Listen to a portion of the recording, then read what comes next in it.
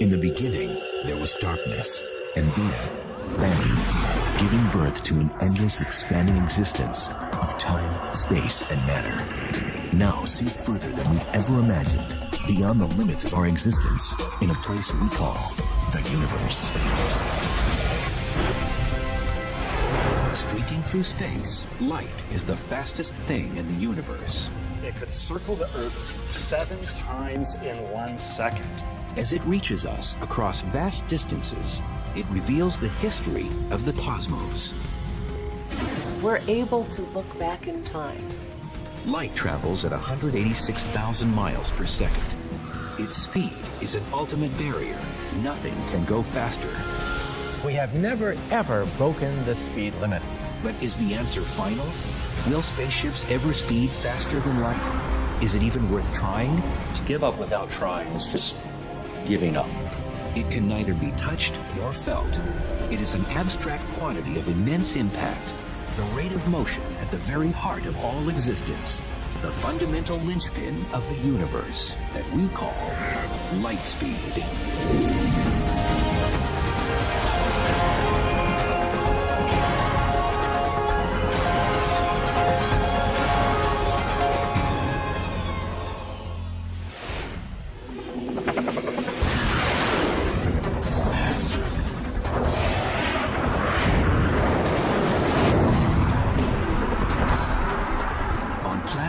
Where speed is in demand, the fastest people, vehicles, and technologies seem to crawl in a cosmos where light speed is king. More than king, the speed of light is the cornerstone on which the universe is built. There's a famous saying in physics, which is that the speed of light is not just a good idea, it's the law. The speed of light is one of the most important speed limits in the entire universe. The speed of light, 186,000 miles per second, is just incredible. I mean, if light traveled in a circle around the Earth, it could circle the Earth 7 times in 1 second. That's an incredible speed. That incredible speed is the first thing we encounter when confronting the phenomenon of light. To say it is fast is a colossal understatement. It's amazing to me that when I talk on my cell phone, I can talk to somebody clear across the country, and I'm not really aware of any time lag. And that signal is going from my phone to a tower, up to a satellite, back down, and it seems instantaneous. So we really take for granted the speed of light could practically be infinite to us. Physics professor Clifford Johnson of USC is an avid bike rider. Circling a track, he considers trying to cover the same 186,000 miles that light does in 1 second. He'll find, however, that his work will be cut out for it. To travel the distance that light moves in just 1 second, it would take me 22 months on a bike moving at 12 miles an hour, cycling 24 hours a day. But the speed of light, in relation to the speed of life, makes our world work in just the way we've come to expect. One of the beneficial effects for humanity of having the speed of light be as fast as it is that what you see is what you get. Light speed makes everyday experience virtually instantaneous. When the light bulb goes on, you see it right away. Anything that happens around you registers immediately. And certain experiences make it crystal clear that light travels faster than anything else, including sound. One interesting consequence of the great speed with which light travels is that you see a flash of lightning essentially instantaneously, but you hear the thunder only later on. But light speed has its limits when stacked up to a place as large as the universe. We think that the speed of light is unimaginably fast on a human scale. However, in astronomical terms, it's actually kind of pokey. And so it's ironic that when the Apollo spacecraft blasted into space, traveling at what seemed an amazing 25,000 miles per hour, the speed of light proved frustratingly slow when it came time to talk to astronauts 236,000 miles away on the lunar surface. So when the astronauts were on the moon and people asked Neil Armstrong, "Hey, Neil, what's it like up there?" Several seconds went by between the question and Neil Armstrong's answer. Neil, this is Houston radio, check over. Hi, Roger. Houston, line's clear. Roger, line's clear, Houston. Roger, bud. And those several seconds were not because he was thinking about the answer, but rather because it took 1.3 seconds for the signal traveling at the speed of light to reach Neil from mission control, and another 1.3 seconds for his reply using radio waves to come back. And that's 2.6 seconds without even thinking. Okay. The 1.3 seconds it takes light to travel from the Earth to the Moon is pocket change compared to other celestial bodies. Light from the Sun, for instance, takes more than 8 minutes to get to the Earth. And if the sun were to disappear right now, if the sun were to suddenly vanish, it would take 8 minutes before we would even feel the shock wave and see the effects of a disappearing sun. The limits of light speed also make communicating with Earth's far-flung spacecraft a special challenge. It takes up to 44 minutes for signals to travel back and forth to the probes exploring Mars. More than 3 hours to Cassini at Saturn. And over 29 hours to Voyager 1, the most distant of all, now heading out of the solar system. Still, these distances are trivial on a cosmic scale. We can almost understand the 10 billion miles separating Earth from Voyager. But what's next? The nearest star is a red dwarf named Proxima Centauri, nearly 25 trillion miles away. That's 25 followed by 12 zeros. I am often asked a question, how can you as an astronomer really comprehend these vast distances, these huge numbers? And the answer is, I can't. The human brain really doesn't wrap itself around numbers that big. Occasionally, I actually write out how many zeros there are in kilometers from here to a galaxy, just to see how huge that number is. But in reality, of course, as astronomers, we would be spending all day writing zeros unless we came up with a better unit to use. And that's what a light year is. A light year is approximately 6 trillion miles. It's the distance that light travels in 1 year. Using light years to describe distances opens up another dimension of light speed's character. Think of it. Sirius, the brightest star in the sky, is 8.6 light years away. That means we see it not as it is today, but as it was 8.6 years ago.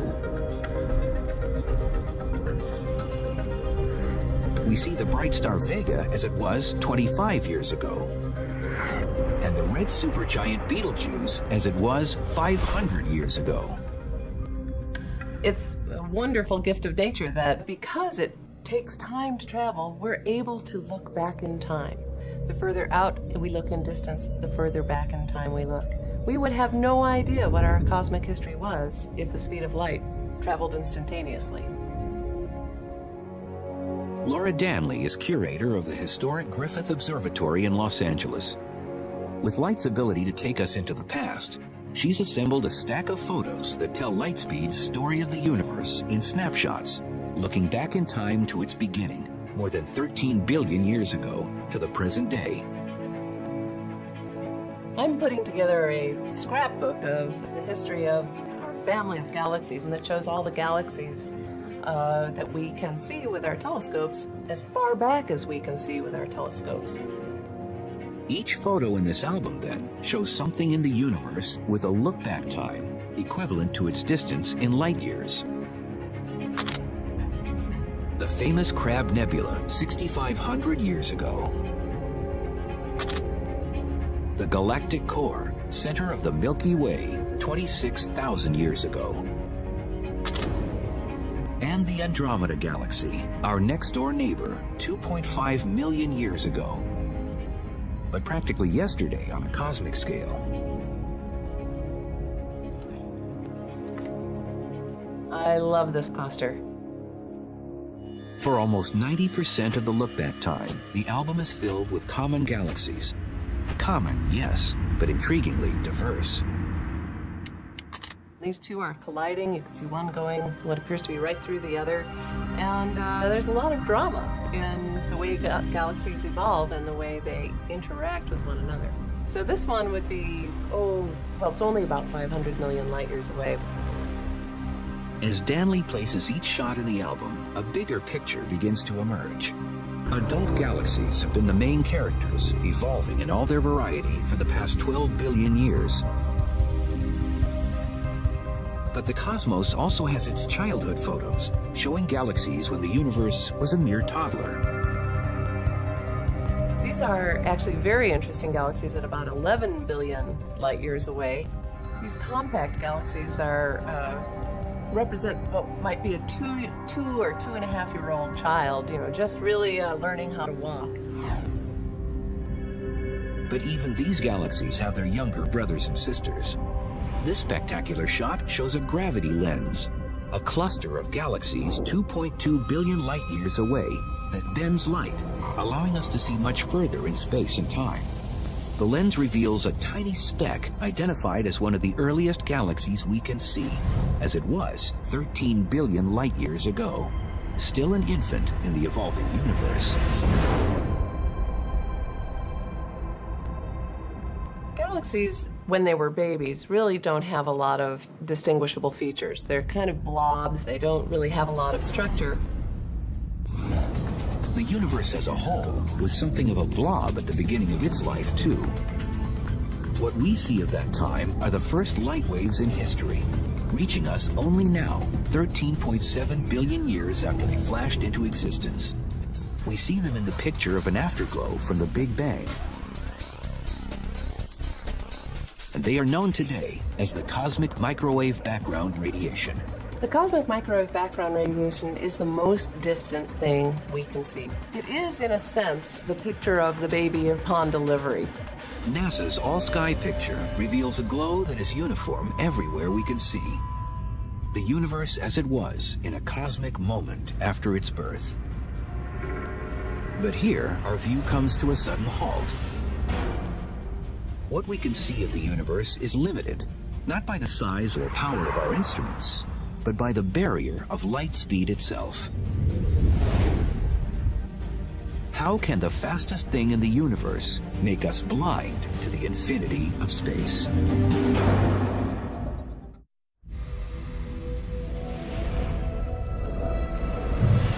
Knowing that light speed is 6 trillion miles per year gives us the light year, a convenient shorthand for talking about the huge distances in the universe.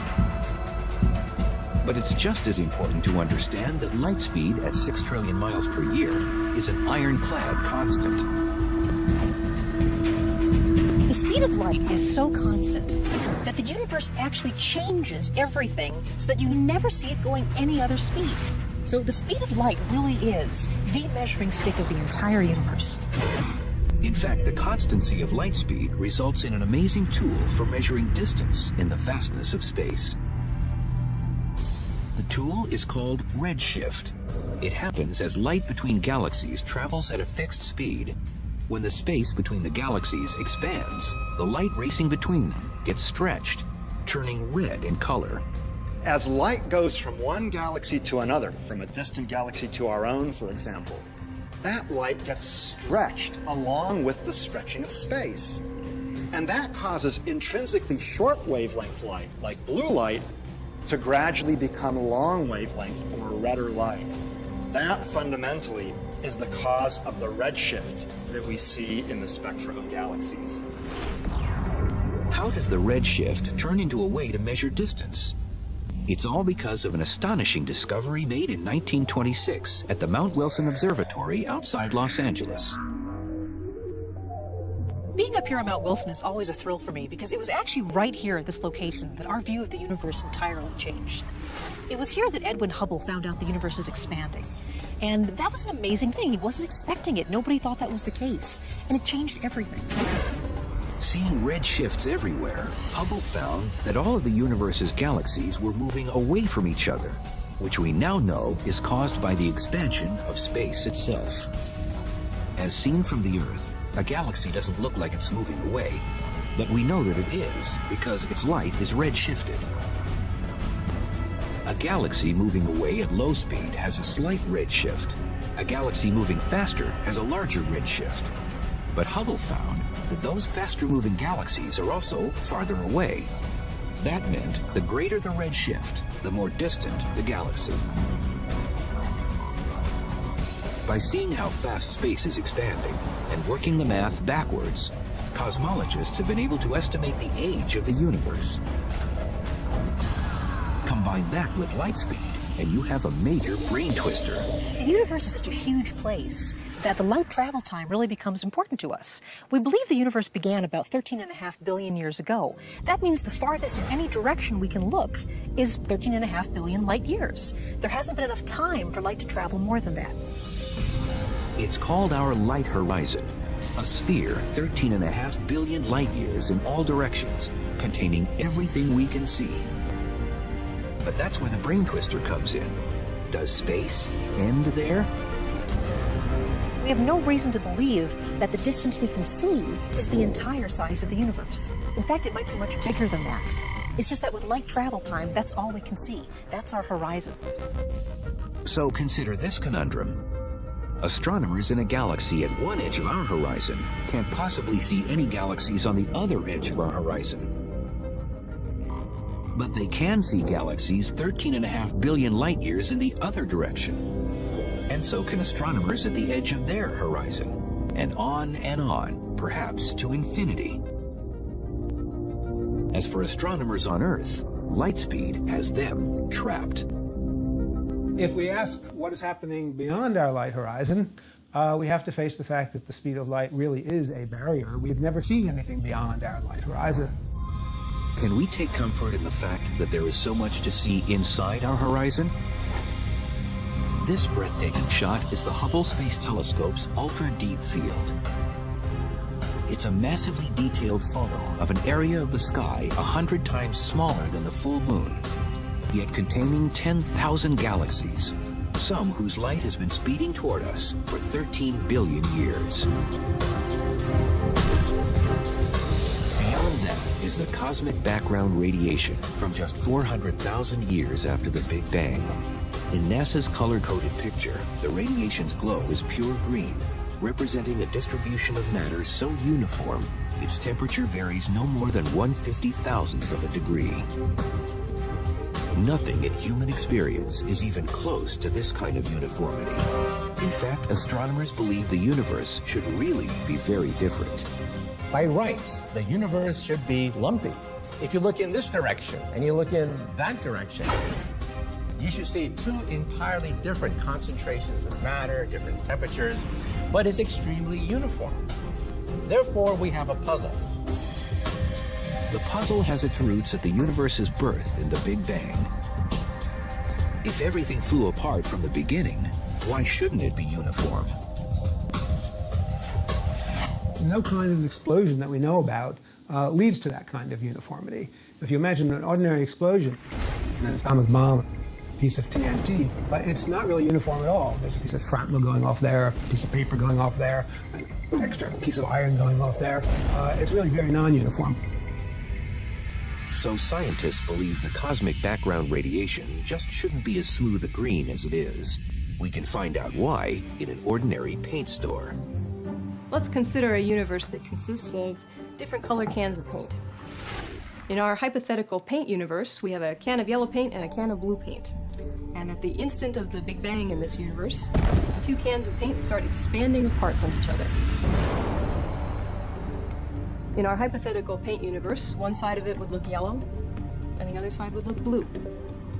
But as we've learned, the cosmos looks green, whether it's the paint universe or the real thing. The two colors of paint represent the different particles in the infant universe. To end up a uniform green, like the cosmic background radiation, they had to be touching. But when scientists first calculated the speed of the Big Bang, they concluded that it blew everything apart faster than the speed of light, meaning blue and yellow were too far apart, even at the instant of creation, for any mixing to take place. Seeing a universe that's so uniformly green would be very strange. It would be like taking our can of yellow paint, pouring it out, and having it be green, then taking the can of blue paint, pouring it out, and having it be green as well. It's impossible. This horizon problem can be solved by a theory that I've worked on called inflation, which is a twist on the Big Bang. Inflation is now the widely accepted variation that makes the Big Bang work without the limit imposed by the speed of light. Another way this could have happened is that our paint universe might have expanded only this far. The two cans of paint have enough time to mix and become uniformly green before the universe undergoes a sudden period of expansion that occurs faster than the speed of light. This would spread green paint all over the universe. If this theory is right, the period of inflation is really the Big Bang that we observe. The other bang that happened before that becomes really a little bang. It's just a precursor to the real Big Bang. Even today, the universe is expanding at high velocity. Galaxies speeding away from each other so fast that they seem to violate light speed as the ultimate speed limit. The faster-than-light expansion of space sets yet another limit on what we can see from Earth, where the galaxies of the universe continue to rush away from us. The galaxies that are relatively near to us, those that you can see easily, are moving away pretty fast. And indeed, the more distant ones are moving away faster. But the ones that are really far away, in fact, are moving away faster than the speed of light. And then there are the galaxies that you will never see because they started out so far away that the light from them will never reach you because the space is expanding faster than the speed of light. Space itself, then, is the exception to the rule. It can expand faster than the speed of light. But everything inside it remains bound by Albert Einstein and his theory of relativity. Albert Einstein is the cop on the block. You cannot break the light barrier. We physicists can accelerate particles to 99.9999% the speed of light, but we have never, ever broken the speed limit. But we don't need to break the limit to experience the strange province of light speed. If the universe bends and stretches around the speed of light, what happens when we hit the accelerator and start to get close?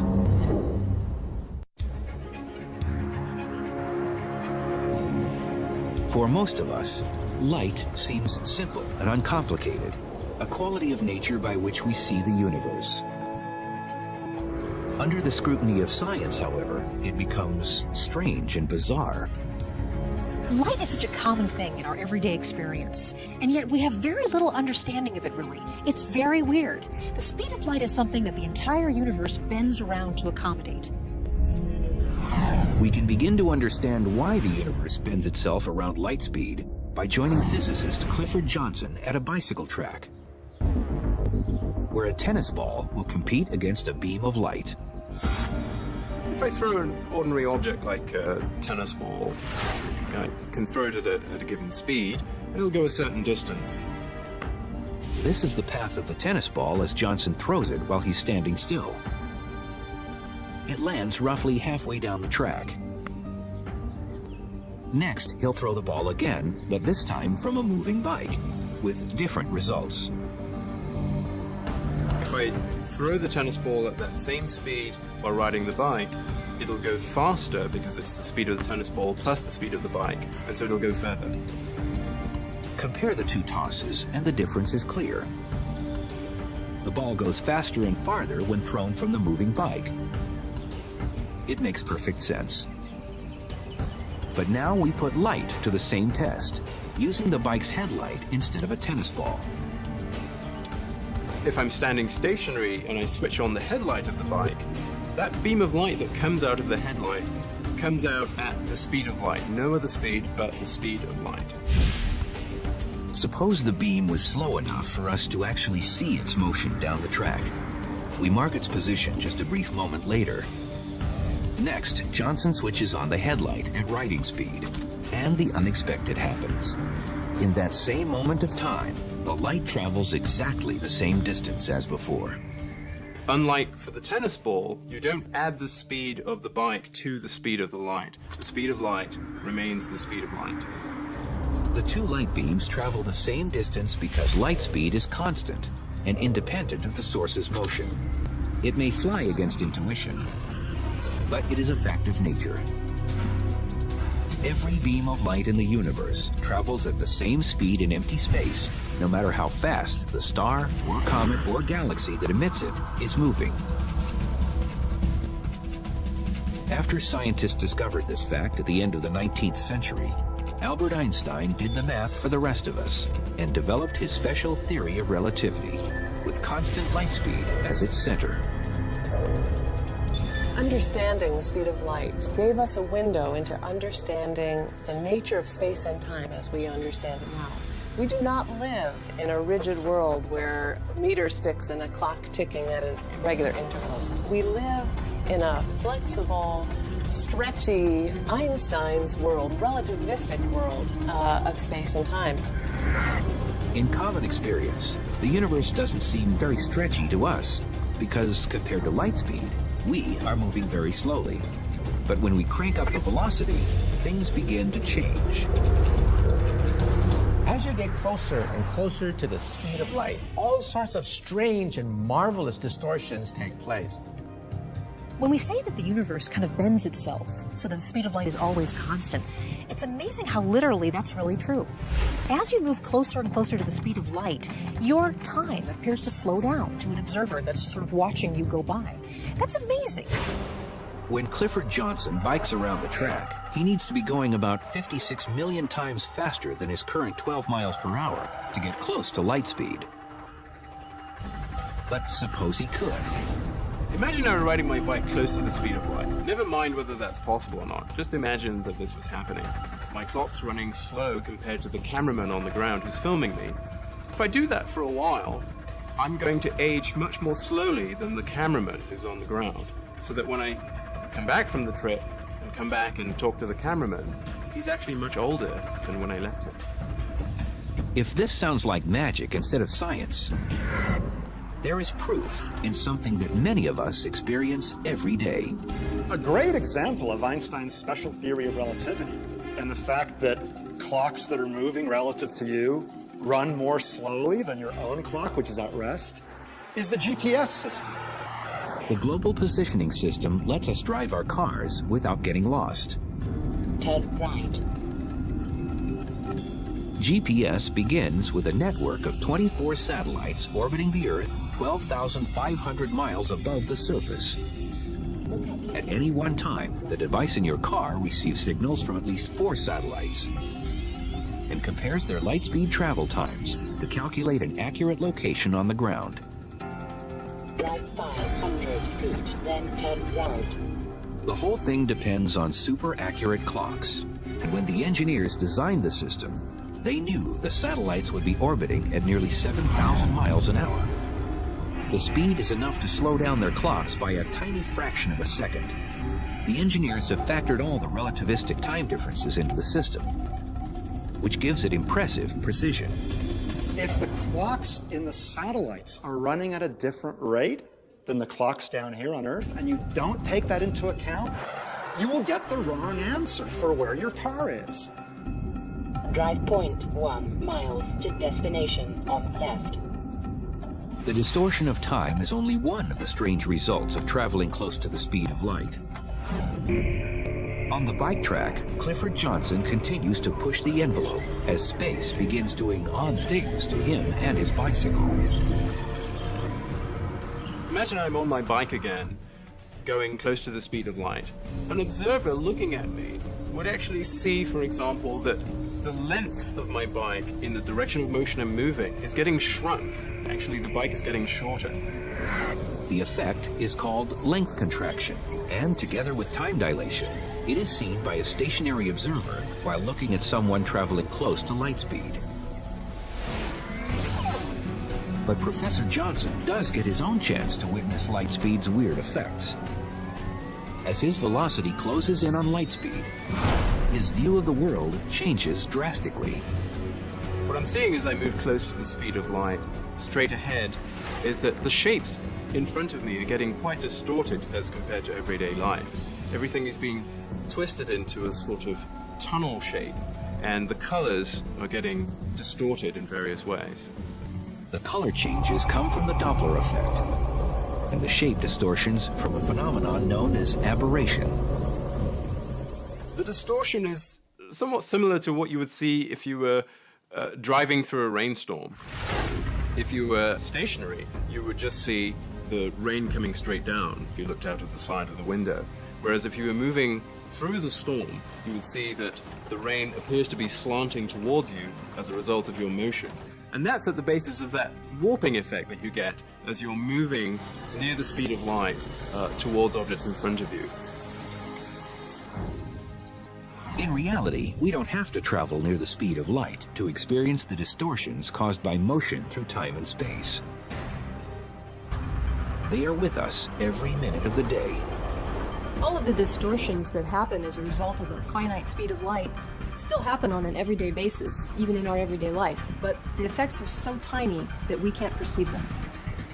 Still, light speed has its other quirks in the slow-moving world, quirks we perceive very well. The speed of light may be a constant, but only in the vacuum of space. When light moves through things like glass or fluids, it slows down appreciably. If it didn't, things like telescopes and human vision would be impossible. But what would happen if light slowed down much more? If the speed of light were 0?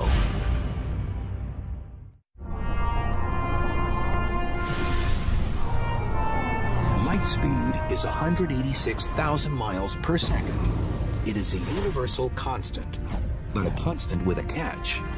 It travels at that speed only in a vacuum. Light changes its speed when it travels through different media. It travels more slowly through water. That's why you see refraction and bending and rippling of light when you're underwater. Life as we know it would be very different if light didn't propagate at different speeds through different materials. For example, we wouldn't be able to see. Our eyes wouldn't work the same way. In a universe where light moved at the same speed through all materials, we would know little of the world around us, seeing only vague blobs of dark and light. That's because our eyes depend on biological lenses to focus images on our retinas. Just like lenses made of glass, they work because light slows down as it passes through them. Well, why is that? Because light is absorbed by the atoms of glass, and then they re-radiate it later. So there's a delay factor. Light hits an atom, the atom vibrates, and then sends a light package off. So there's a delay factor. The delay factor also causes light to bend when it hits glass shaped into a lens. Bent in just the right way, light can be focused, collected, and magnified. For astronomers studying the universe, nothing could be more important. Thank goodness light slows down when it goes through glass, because that's the reason why we have telescopes. The reason why we have telescopes is because light bends going through glass, and we can concentrate large amounts of light to a single point, and then that gives us the ability to see the marvels in the universe itself. Light travels through the glass lenses of telescopes at about 124,000 miles per second, 2/3 of its speed through a vacuum. But some scientists are looking at making use of light at far slower speeds. And then we have the AOs over here. They're pretty much all functioning now. At her lab on the campus of Harvard University, Dr. Lena Howe has taken slow light to the extreme by reducing light speed to 0. The speed of light, of course, is incredibly high. I mean, nothing goes faster than light. And, you know, the usual 186,000 miles per second. And we kind of thought, gee, that's awfully high. Let's try to do something about it. So we have a detector right there. Howe and her team conducted their experiments in a complex laboratory filled with lasers, mirrors, prisms, and other exotic gear. It is a branch of physics where few have dared to tread. If you can start to change things so dramatically as taking this enormous light speed and then bring it down to bicycle speed, that then you're in a completely new regime of nature. You're able to now start to probe areas, regions of nature where nobody has ever been there before. The brakes are put on light speed inside Howe's lab by focusing lasers on 2 microscopic clouds of sodium gas chilled to a few billionths of a degree above absolute 0. a control laser hitting the two clouds sets them up for action. Then, a quick light pulse shoots into the first cloud, where it is squeezed into the gas and slowed to just a few miles per hour. The light pulse goes from being about 1 kilometer long in free space. It compresses like a concertina as it enters the atom cloud and ends up being only 0.02 millimeter in size. That's less than half the thickness of a hair. So really small, and it's so small that the light pulse actually ends up fitting totally inside the atom cloud. Howe says the atomic imprint of light in the sodium cloud is a perfect copy, embedded in atoms, of the original light pulse. It can then be stopped in free space between the two clouds before moving on. When it enters the second cloud, another shot of the control laser expands it to its original size, shape, and speed of 186,000 miles per second. It is comparable in some ways to a science fiction transporter that sends people or objects through space. So in these experiments, what we really do is we stop and extinguish the light pulse in one part of space and revive it in a completely different part of space and send it back on its way. Since light can carry information, this super advanced technology points the way to futuristic light-based computers that bypass wires and electronic chips. Information read directly from light may be faster, more compact, and more secure than anything we have today. But the greatest vision of scientists and dreamers is to be found at the other end of the light speed spectrum. We still face the speed of light as an impenetrable wall, a speed that Dr. Einstein told us could never be exceeded. Yet history is packed with impossibles that have become realities. Will we ever, for instance, be able to reach the stars in ships that go faster than the speed of light? If so, when?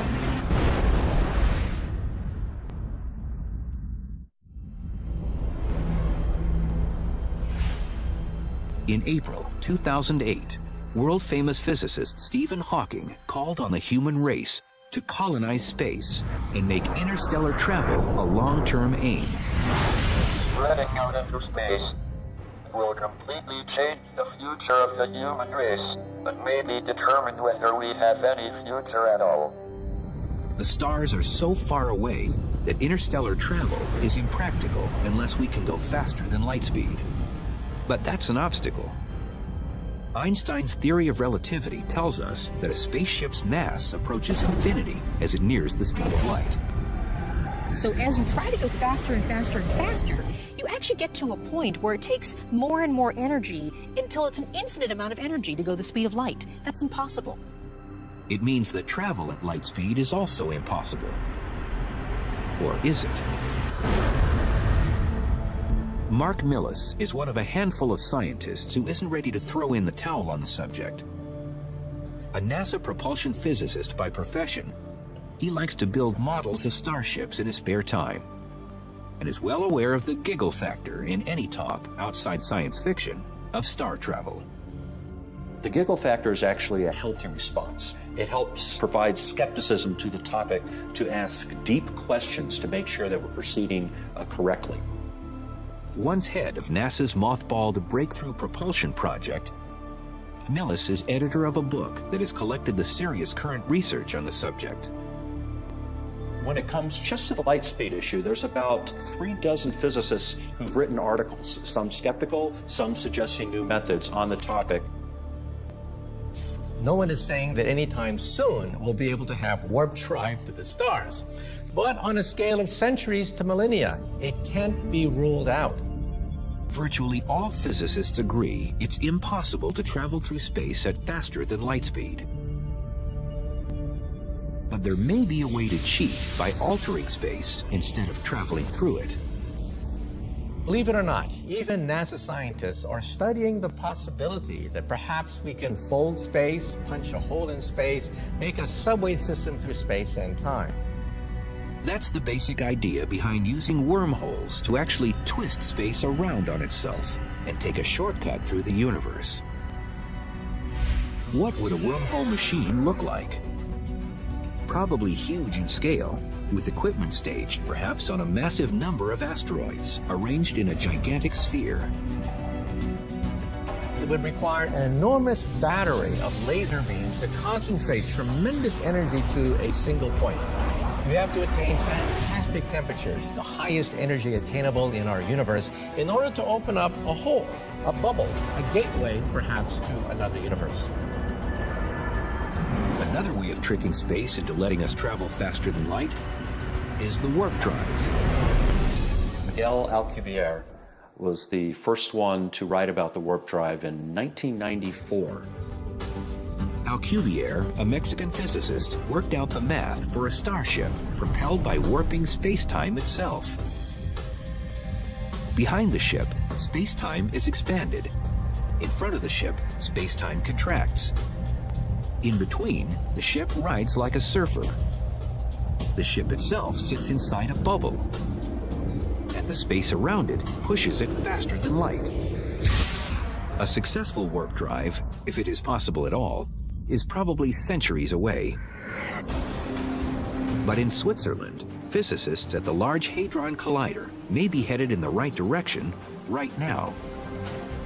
Now, the Large Hadron Collider is an atom smasher. It's a particle collider.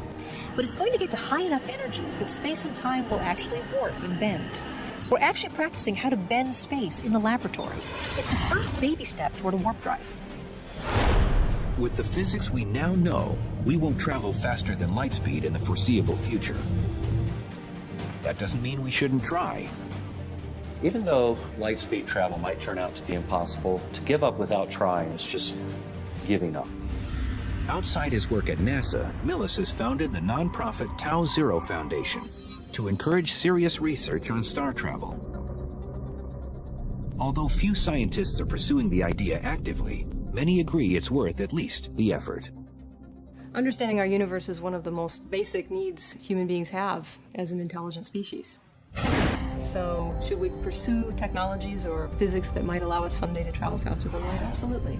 Because we never know where this might take us. Even though we might never discover a way to travel faster than light, we might discover a whole bunch of other very useful things. And what if science ultimately proves the light speed barrier is unbreakable and star travel is impossible? It would put a whole new perspective on spaceship Earth, forcing us to use our technology to treat it well as we remain its passengers on our continuing journey through the universe.